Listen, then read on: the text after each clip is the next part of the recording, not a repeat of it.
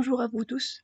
Aujourd'hui, nous allons réaliser la solution de la partie 2 du problème 1. C'est l'étude d'un montage émetteur commun, mais cette fois-ci avec une contre-réaction au niveau ou bien entre la base et le collecteur. Donc, voilà l'énoncé de l'exercice. On va faire l'étude de ce circuit. Qu'est-ce qu'on va faire pour la partie 2? Regardez, on doit supprimer maintenant le condensateur C3. On doit supprimer ce condensateur. On va identifier le type, donner le schéma équivalent, déterminer l'impédance d'entrée, déterminer l'expression du gain et bien sûr l'impédance sortie. Après, on doit donner le schéma synoptique équivalent de l'amplificateur et on doit déterminer ou bien déduire le gain composite et le gain en courant. Commençons la correction de l'exercice. Donc voilà, comme toujours, on doit tout d'abord, avant de donner le schéma équivalent du montage, on doit mentionner le type du montage. C'est très important pour faire le schéma équivalent en dynamique. Donc pour le type du montage, donc voilà notre circuit. On va supprimer le condensateur C3, donc on aura ce circuit-là.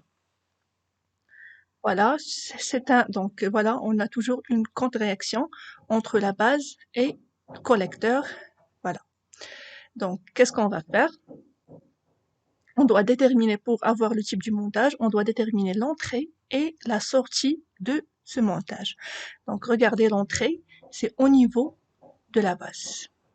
Okay? Et la sortie, c'est au niveau du collecteur. Donc, comme ça, c'est quoi? C'est un émetteur commun. Mais bien sûr, comme j'ai déjà dit, avec une contre-réaction entre la base et le collecteur. Voilà, nous avons précisé le type du montage. Maintenant, on peut faire le schéma équivalent en dynamique. Donc, ici, on va faire l'étude en moyenne fréquence, c'est-à-dire, donc c'est très important de savoir le type des fréquences. En moyenne fréquence, les alimentations toujours, c'est devenu un fil et devient des fils. Et bien sûr, les condensateurs jouent le rôle d'un fil. Donc, voilà. Je vais commencer tout d'abord par réaliser cette étape. Regardez, l'alimentation est maintenant, je l'ai remplacée par un fil.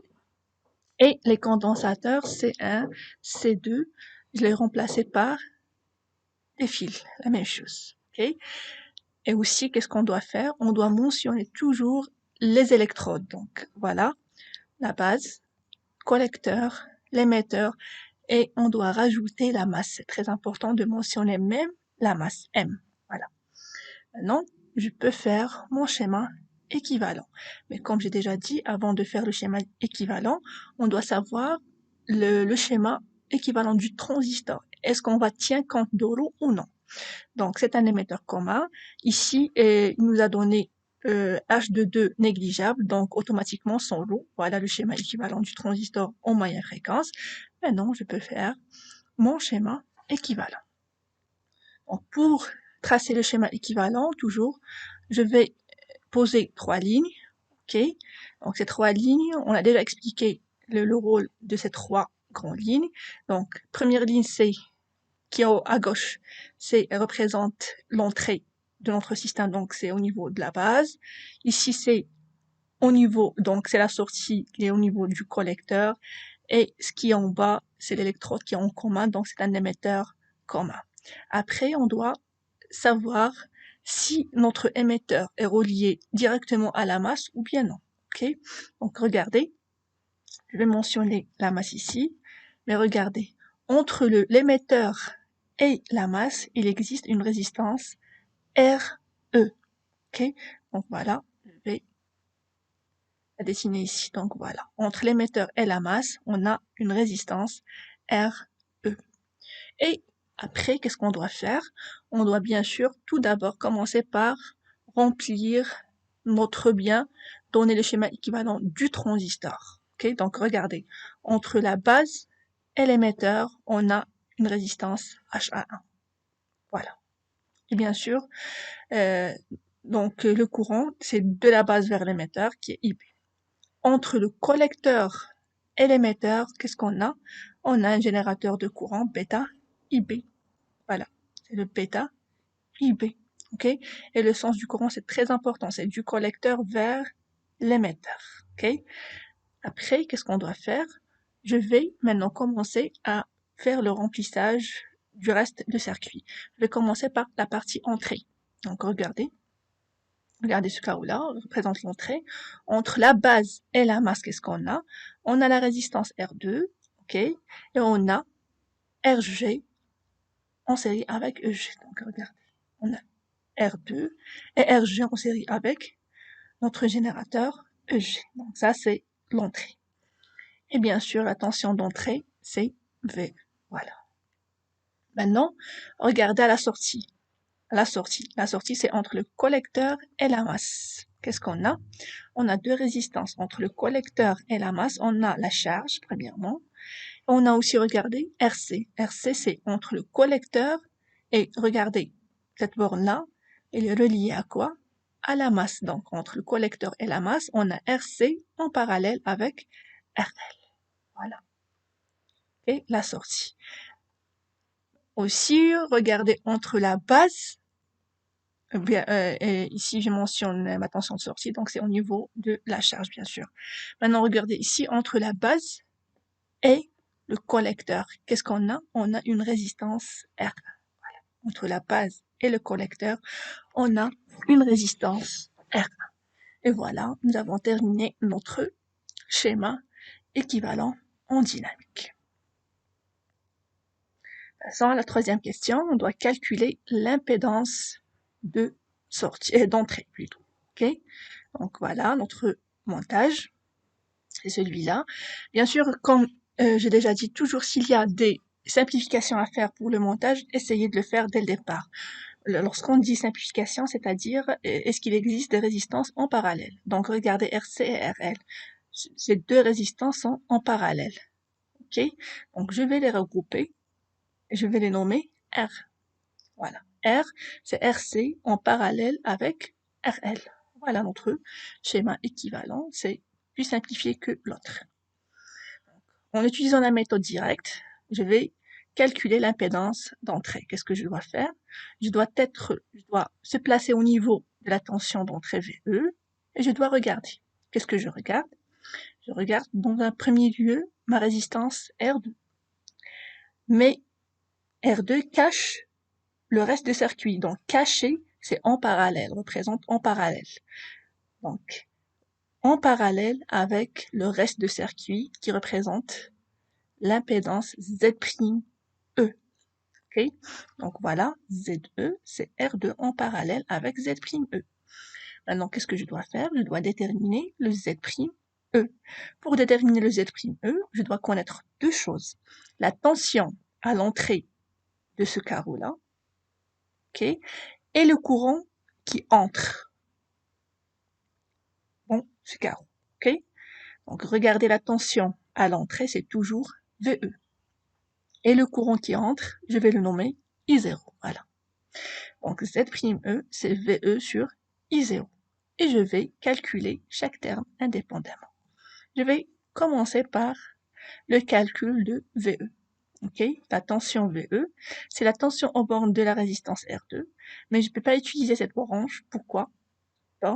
Parce que tout simplement, je ne connais pas le courant qui parcourut la résistance R2, donc ce sera difficile d'utiliser cette formule. Ok, qu'est-ce que je dois faire? Je dois toujours chercher une autre maille dans laquelle les courants sont connus. Donc regardez maintenant. La tension VE normalement, c'est la tension au bord de la résistance RE et la tension au bord de la résistance H11.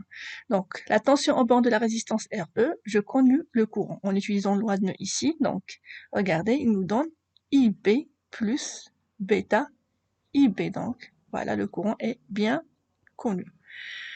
Et bien sûr, pour la branche H11, tout simplement, on sait très bien que le courant, c'est le courant IB. Okay? Donc comme ça, notre tension, c'est H11IB plus RE fois bêta plus 1 IB. Voilà pour la tension d'entrée. Maintenant, je dois déterminer même le courant I0, bien sûr, on va utiliser loi des nœuds. Ok. Au niveau ici de la base, regardez, I0, il va nous donner deux courants, c'est IB plus I. Ok, je vais nommer le courant qui parcourt la résistance R1, I. Donc voilà, c'est IB plus I. Qu'est-ce que je dois faire? Maintenant, IB c'est connu, bien sûr. Je dois même déterminer le courant I. Donc voilà, pour déterminer le courant I ou bien calculer l'expression de ce courant-là, regardez, la tension au bord de la résistance R1. Ok, donc c'est R1 fois le courant I positif parce que le sens du courant est la tension opposée. Ok, égale à combien? Égale, donc cette borne-là représente VS et la borne à la base représente la tension d'entrée. Donc la tension du collecteur au niveau du collecteur, c'est la sortie, et la tension au niveau de la base, qui est l'entrée, donc c'est VE. Donc, regardez, R1 fois I, la tension au niveau de R1 égale à combien? C'est VE moins PS. Ok. Qu'est-ce que je dois faire? Je dois, VE c'est déjà calculé, voilà, cette expression. Qu'est-ce que je dois calculer? Je dois calculer maintenant VS. Donc VS, c'est la tension au bord de quoi? Au bord de notre résistance R. Ok. Et il est égal à combien? Donc VS, c'est la résistance fois le courant. Mais regardez, par un signe moins. Pourquoi? Parce que le sens de la tension et le sens du courant est le même. Donc c'est moins R fois I'. Okay. J'ai nommé le courant qui parcourt la résistance R, I'. Égal à combien? C'est moins R. Donc en utilisant loi de nœud au niveau ici, okay, du collecteur, qu'est-ce qu'on a? I', donc loi de nœud, la somme des courants entrants égale à la somme des courants sortants. Donc I' égale à combien? I' plus I égale à bêta IB, donc I', c'est bêta IB moins I. Okay. En utilisant loi de nœud, vous allez trouver cette relation. Voilà l'expression de I'. Qu'est-ce qu'on va faire maintenant? Pour calculer le I, regardez, je vais nommer l'expression de VE, c'est 0, l'expression 0, ok? Bien l'équation 0. Cette équation qui représente la tension au bord de la résistance R1, c'est l'équation 1. Et la dernière qui représente la tension de sortie, c'est l'équation 2. Qu'est-ce que je dois faire? Je vais remplacer le 0 et le 2 dans 1. Remplaçons 0 et 2 dans 1. Regardez, qu'est-ce qu'on a? On a une expression qui dépend fortement de I, IB et bien sûr les autres paramètres du circuit tels que les résistances et les bêta. Okay. Maintenant, on a une seule équation avec seul inconnu qui est le I. Je peux calculer l'expression de mon courant. Voilà. L'expression de I, c'est comme ça. Okay. Donc voilà, j'ai déterminé le courant I. Qu'est-ce que je dois faire? Je dois maintenant faire le calcul de mon impédance entrée ZE. Maintenant, ZI0, ok, on a dit que c'est IB plus I. Maintenant, je vais remplacer le I par son expression et comme ça, on aura l'expression de notre courant I0. Ok. Et bien sûr, voilà, après un calcul, vous allez trouver ces relations. Donc, pour les calculs, c'est très simple. Donc, la première partie, donc voilà, 1, c'est normalement R1 plus R sur R1 plus R. Ok. Et j'ai fait un petit calcul, comme ça j'aurai le résultat final. Okay. Et le VE, voilà, donc c'est H1IB plus RE plus fois bêta plus 1 fois IB. On a déjà calculé l'expression de VE. Comme ça, notre impédance Z'E, c'est VE sur I0, donc égal à ce terme. Okay. Il suffit de remplacer le I0 et le VE par numérique. Donc pour l'application numérique, voilà, j'ai remplacé les paramètres de l'impédance Z'E par ces valeurs. Donc ici, j'ai trouvé 8,7 kΩ. Ce qui est important pour vous, s'il vous plaît, c'est que toutes les résistances doivent avoir même unité, soit en kΩ, soit en ohms. Donc ça dépend de vous. Maintenant, pour calculer ZE, on a dit que c'est R2 en parallèle avec Z', donc après un calcul, nous avons trouvé. Passons maintenant au calcul du gain en tension. Pour le calcul du gain en tension, c'est très simple parce que nous avons déjà calculé notre tension de sortie, nous avons déjà calculé notre tension d'entrée. Ok, il suffit de faire un petit calcul. Donc, le gain en tension, c'est VS sur VE. Okay. On doit commencer par le calcul de VE. Donc, VE, c'est la tension en bord de R2. Comme j'ai déjà dit, on ne peut pas utiliser cette branche. Donc, je vais essayer de chercher une branche dans laquelle les courants sont bien identifiés. Donc, regardez ici. Okay. Au bord de RE et la tension au bord de H11, c'est la même chose que VE. Okay. Donc, VE, c'est H1IB plus RE fois bêta plus 1 fois IB. Donc, voilà la formule ou bien l'expression de VE. Maintenant, je dois calculer la tension PS. La tension VS est la tension au niveau de la résistance R. Okay. Le courant qui parcourt cette résistance est I'. Donc, avec voilà, le sens de I' et le sens de VS, c'est le même. Donc, VS est égal à moins R fois I'. Comme j'ai déjà dit, pour I', on va utiliser la loi de nœud au niveau du collecteur. Donc, c'est bêta IB moins I. Et le I, nous avons déjà calculé l'expression de I dans la question précédente. Voilà. Donc, je vais remplacer le I par son expression. Et comme ça, on aura l'expression de Vs. Donc, Vs, c'est moins R fois bêta IB moins l'expression du courant I. Donc, finalement, voilà, après un petit calcul, on aura celui-là.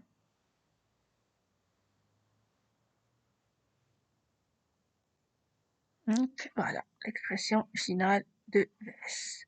Maintenant, pour le gain, c'est tout simplement Vs sur Ve. Je vais remplacer Vs par son expression, Ve par son expression, et on aura comme ça l'expression de notre gain en tension. Pour les calculs, donc voilà, pour notre calcul. Il suffit de remplacer les résistances par ces valeurs, le bêta par 50, et on aura moins 0,83. Donc ça, c'est pour le gain en courant avec charge. Dans la deuxième tranche de la question, on doit calculer le gain en tension à vide, c'est-à-dire sans charge. Est-ce qu'on doit refaire le calcul? Bien sûr, non. Pourquoi? Parce que notre R, la résistance ici équivalente, c'est RC en parallèle avec RL. Sans charge, on doit supprimer le RL, comme ça le R devient égal à RC. Il suffit de remplacer le R par RC, et comme ça, vous aurez l'expression du gain à vide.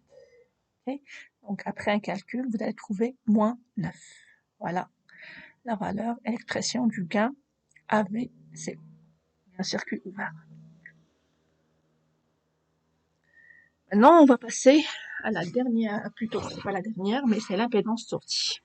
Okay. On doit calculer. Cinquième question, c'est le calcul de l'impédance sortie. Pour calculer l'impédance sortie, on doit faire deux choses très importantes.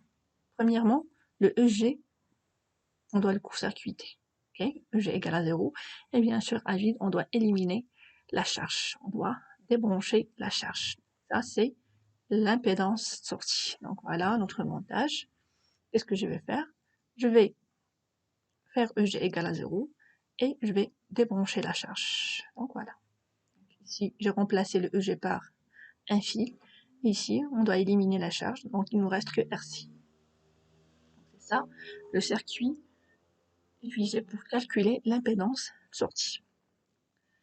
Pour l'impédance sortie, la même chose, je vais utiliser la méthode directe. Donc, je dois se déplacer au niveau de la tension sortie et je dois voir. Qu'est-ce que je vois? Donc, je vois la résistance RC en parallèle avec le reste du circuit qui représente l'impédance Z'(S). C'est ça, notre impédance de sortie, RC en parallèle avec Z'(S). Je dois bien sûr calculer le Z'(S). Pour calculer le Z'(S), je dois savoir la tension au niveau, ou bien à l'entrée, ce qui est en bleu, et le courant qui va entrer dans ce carreau-là. Donc, toujours la tension c'est V'(S) et le courant c'est I'. Okay. Donc voilà, ZS c'est B'(S) sur I'. Et je dois calculer chaque terme indépendamment. Je vais commencer par la tension V'(S). Okay. Donc pour cette tension, c'est quoi? Donc voilà, V'S. Je dois bien sûr chercher une borne dans laquelle le courant est bien connu. Je ne peux pas utiliser la résistance, donc l'expression au niveau de la résistance RC, parce qu'on ne connaît pas le courant qui parcourt cette résistance.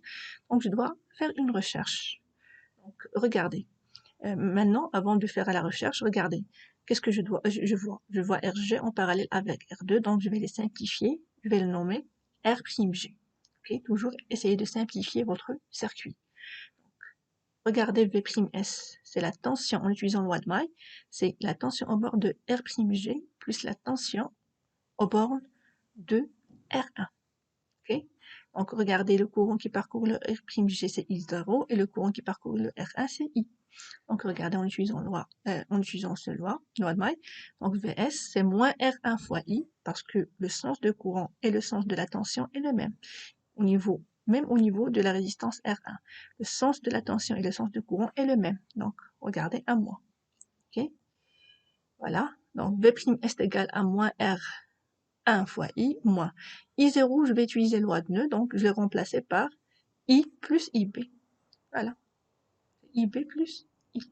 Okay, et je vais essayer de rassembler les termes en I et rassembler les termes en IB. Voilà, c'est moins I, facteur de R1 plus R'G moins R'G fois IB. Qu'est-ce que je dois faire? Donc je dois calculer bien sûr le courant I au niveau de la résistance R1. Pour calculer ce courant-là, qu'est-ce que je dois faire? Je vais, donc la tension ici au bord de R'G, je vais la nommer VE. Okay, donc cette tension a deux expressions. La tension d'entrée, je vois clairement que cette tension a deux expressions. La première expression, c'est avec R'G, donc VE, c'est moins R'G fois I0. Okay, et la deuxième, c'est en utilisant loi de May, donc c'est la tension au bord de RE plus la tension au bord de H1. Donc voilà. Finalement, VE, c'est moins R'G fois I0. Et comme nous avons déjà fait, on va remplacer le I0 par l'expression. Voilà, IP plus I. Et égal en même temps, c'est H1 IP plus RE bêta plus 1 fois IP. Okay. Maintenant, regardez, en utilisant cette expression, je peux faire sortir l'expression de I en fonction du courant IP. Donc voilà. Expression du courant I. Finalement, V'S égale. Voilà. Donc, je vais remplacer le terme I par son expression et on aura cette expression. Voilà. Maintenant, qu'est-ce qu'on doit faire? On doit calculer le I', bien sûr, en utilisant loi de nœud au niveau du collecteur. Donc, I', c'est bêta IB moins I. Okay, parce qu'on sait que la somme des courants entrants égale à la somme des courants sortants. Donc, qu'est-ce qu'on va faire? C'est bêta IB, donc c'est bon. Et le I, on a déjà calculé l'expression du I. Je vais remplacer cette expression, c'est le I par l'expression. Comme ça, on aura I'. Voilà, donc comme ça, on peut écrire Z'S, donc égal, c'est V'S sur I'S. Je vais remplacer chaque terme indépendamment, donc voilà, c'est V'S, et ici c'est le terme de I'. Et pour l'application numérique, voilà, j'ai remplacé chaque terme par sa valeur, et comme résultat, j'ai trouvé 21,29 kΩ. Maintenant, pour ZS plutôt, on a dit que c'est RC en parallèle avec Z'S, donc c'est, voilà, en faisant le RC en parallèle avec Z'S, nous avons trouvé, c'est 1,82 kΩ, c'est à peu près. Maintenant, passons à la sixième question. Donc, on doit donner le schéma synoptique de notre système. Pour le schéma synoptique, c'est le même schéma pour tous les montages, soit émetteur commun, collecteur commun ou bien base commune. Okay, donc, on va remplacer le circuit amplificateur par ce câble-là. Okay, donc, dans notre cas, c'est un émetteur commun. Donc, à l'entrée, qu'est-ce qu'on a? On a une impédance d'entrée ZE. Et à la sortie, on a deux choses. Donc, on a une impédance sortie ZS. Okay, en série avec un générateur de tension. Donc, normalement, la tension ici, c'est VSCO, c'est-à-dire c'est la tension sortie, mais sans charge. Donc, pour la calculer, c'est AV, donc le gain sans charge fois VE, dans la même formule. Okay, Bon, pour faire fonctionner cet amplificateur, à l'entrée, on a intégré un générateur de tension avec une résistance RG. Ok. Et à la sortie, on a une charge RL. Nous avons branché une charge RL. Voilà notre schéma synoptique. Et bien sûr, on doit préciser les courants sortis, le d'entrée, la tension d'entrée et la tension de sortie. Donc, à l'entrée, donc voilà le courant IE. Ok. Et bien sûr, à la sortie, on a le courant IS. Et la tension d'entrée, voilà, c'est la tension aux bornes de la résistance ZE. Et la tension de sortie, c'est la tension aux bornes de la charge. Non, pas la tension aux bornes de ZS, c'est la tension aux bornes de la charge. Fais attention à ce point-là, c'est très important pour ne pas faire des erreurs. Ok, donc voilà le schéma synoptique. Maintenant, on doit déterminer le gain composite. Okay, déduire le gain composite, bien déterminer le gain composite, bien sûr en utilisant toujours le schéma synoptique. Voilà notre schéma synoptique. Le gain composite par définition c'est quoi? C'est VS sur EG. C'est par rapport à EG, la tension du générateur. Ok. Qu'est-ce qu'on doit faire pour faire ce calcul-là? C'est très très simple. Regardez. Donc j'ai multiplié par VE sur VE. Donc il aura l'expression c'est VS sur EG. Donc VS sur EG, c'est la même chose que VS sur VE fois VE sur EG. La même chose. Ok. Si on va simplifier par VE, VE, nous donne VS sur EG, tout simplement. Première expression représente le gain, ok, en moyenne fréquence, ce qu'on a déjà calculé. La deuxième expression, c'est quoi? Donc, c'est un rapport entre deux termes d'entrée. VE sur EG. Les deux termes, mais les deux tensions sont des tensions au niveau de la maille d'entrée. Donc, bien sûr, pour calculer ce terme-là, on va utiliser la maille d'entrée et plus précisément, on va appliquer le diviseur de tension. Ok. Donc, pourquoi? Tout simplement parce que le courant qui parcourt le RG et le ZE, c'est le même, et on a un main fermée, donc on peut appliquer le diviseur de tension. Donc VE, la tension aux bornes de la résistance, bien de l'impédance ZE, égale à ZE sur ZE plus RG fois EG. Comme ça, notre rapport VE sur EG donné par cette. Finalement, notre gain composite s'écrit, donc c'est AV fois VE sur EG. Je vais remplacer donc chaque expression par son terme et je vais remplacer après chaque expression par sa valeur. Ok. Donc le gain AV, nous avons trouvé c'est moins 0,83 et la résistance, plutôt l'impédance d'entrée c'est 6,4, l'impédance, bien la résistance RG c'est donné dans l'exercice, donc c'est 600 ohms ou bien c'est 0,6 kilo ohms. En fin de compte, nous avons trouvé moins 0,76. Donc ça, c'est la valeur du gain composite. Ok. Maintenant, pour le gain en courant, ok, la deuxième tranche de cette question, on doit déterminer le gain en courant. Par définition, c'est IS sur IE. Toujours en utilisant le schéma synoptique. Qu'est-ce qu'on doit faire? On va essayer de commencer par séparer ces deux termes. Ok. Donc regardez. Qu'est-ce que j'ai fait? Égal à combien? Donc, IS sur IE, j'ai séparé les deux termes. C'est IS fois quelque chose sur IE. Okay. Et je dois ajouter des termes qui sont bien déterminés, qui font faciliter le calcul. Ici, j'ai un courant de sortie. Qu'est-ce que je dois ajouter pour ce courant pour nous donner un terme bien déterminé? Donc, puisqu'on a la sortie et un courant, tout simplement, je vais ajouter le terme tension. Donc IS sur VS, c'est bien déterminé. On sait le terme IS sur VS. Maintenant, IE. IE, c'est un courant d'entrée. Okay. Tout simplement, lorsqu'on a des courants, on doit rajouter des tensions et de même maille. Donc, puisque ici, c'est la maille de sortie, donc automatiquement, c'est la sortie VS. Ici, c'est le courant d'entrée. Donc, ici, je vais ajouter le terme VE. Okay. La tension d'entrée. Et qu'est-ce que je dois aussi faire? Donc, regardez, pour simplifier les choses, à la fin, on aura toujours IS sur IE. Donc, je vais multiplier par VS sur VE. Quand j'ai rien fait. Donc, regardez ici, VS avec VS vont être simplifiés, VE avec VE vont être simplifiés. Et comme ça, on a IS sur IE, tout simplement. Ok. Donc, je vais remplacer chaque terme par son expression. Donc, IS sur VS représente quoi? Regardez. VS, c'est la tension au bord de RL, et IS, c'est le courant qui parcourait la résistance RL. Donc, c'est 1 sur RL. C'est l'inverse parce que c'est courant sur tension. Okay, avec un signe moins parce que le sens de la tension et le courant, c'est le même. VE sur VE représente toujours le gain. Et VE sur IE, c'est quoi? Donc regardez, VE et IE, c'est l'impédance ZE avec un signe positif parce que le sens de la tension et courant est inversé. Donc c'est moins 1 sur 200, donc LL c'est donné, c'est 200. Le gain c'est moins 0,83. Et pour ZE, donc c'est 6,4 kOhm, ou bien c'est 6400 ohms. J'ai remplacé tous les termes en ohms, donc comme ça nous avons trouvé 26,56. Donc ça c'est en ce qui concerne le gain en courant. Pour le gain en courant. Comme ça, nous avons terminé la correction de la partie 2 de l'émetteur commun avec contre-réaction.